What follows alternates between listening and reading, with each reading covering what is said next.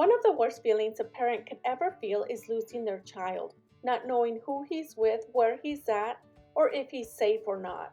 It could happen at any moment or at any time, whether if it's at a supermarket, at a mall, at a parking lot, or even out of your own home, like it happened to us on this morning. Before we continue, let me invite you to subscribe to our channel for more family stories like this one. I remember this day clear as day. It was a Sunday afternoon.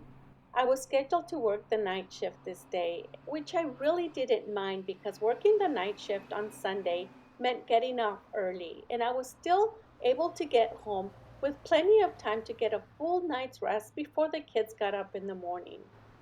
To avoid leaving the kids with a babysitter, my husband worked the day shift and I worked the night shift. That day was a shorter than usual shift. We finished our work early and we went home around 1 o'clock in the morning. As I was driving home, I thought about calling my husband to let him know I was going to be home early.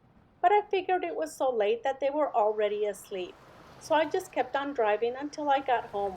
Boy, was I going to be in for a big surprise.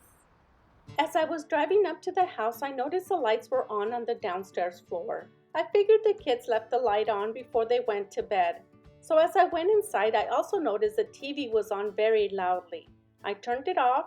When I turned around, I noticed there was a half-eaten yogurt on the sofa and a few of my son's favorite toys. If you have kids, you know that it's perfectly normal for kids to leave their toys everywhere. So I continued to go upstairs to check on the kids before I went to bed. The kids' beds were unslept in, which is normal because they normally sleep with their dad when I'm not home. But when I couldn't find my 3-year-old son, I started to panic. I started looking in the closets, hoping he was playing a fun game of hide and seek when he heard me coming. But when I couldn't find him at all, I started looking in the closets, in the hampers, under the beds, in all the bedrooms, the bathrooms, even the dryer. I even went downstairs and woke up my older son to make sure he wasn't sleeping with him. When all that failed, I went back upstairs to wake up my husband to see if he knew where he was. When I asked him if he knew where our son was, he said, "He's right here next to me." But when he looked over and saw he wasn't there, we both started to panic. We went downstairs, and that's when we noticed the front door was slightly open. And that's when we noticed the chair right next to the door where he had probably climbed on the chair to open the deadlock. And that's when we realized our 3-year-old son is out at 2 o'clock in the morning. The only thing I thought about doing was going outside to look for him. I ran up and down the streets calling his name. My son drove around the neighborhood to see if he would see him. My husband, on the other hand, he stayed home to call the police to see if anybody had seen him or turned him in. We lived very close to one of the main cross streets, so we were hoping that he didn't make it out to the main street, otherwise the worst could have happened. When I returned back without my son, I saw my husband with this look of relief on his face, so I knew he had good news. He said he spoke to the police department, and one of the police officers in the area had our son with him. They were on the way to the house to return our son.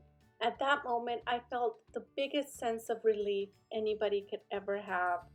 2 teenage kids were riding their bikes at 2 o'clock in the morning.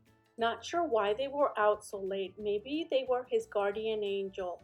But I was so grateful that they were because they found my son walking down the street and called the cops to turn him in. The time it took the cops to arrive to the house must have seemed like forever because I was so anxious to see my son, even though I had just seen him a few hours prior.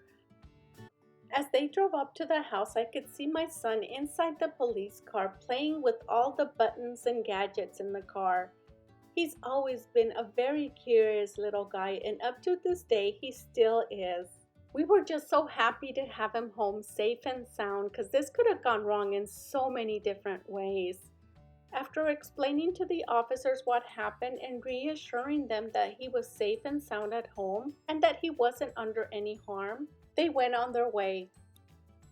The next day we did get a visit from one of the local police officers. They just wanted to make sure that he was safe and sound. We also went out and bought extra locks for the door, just to make sure this incident would never happen again. Kids are way too smart, so if you have small toddlers at home, I highly recommend you get extra locks for your doors. and place him high where they can't reach him.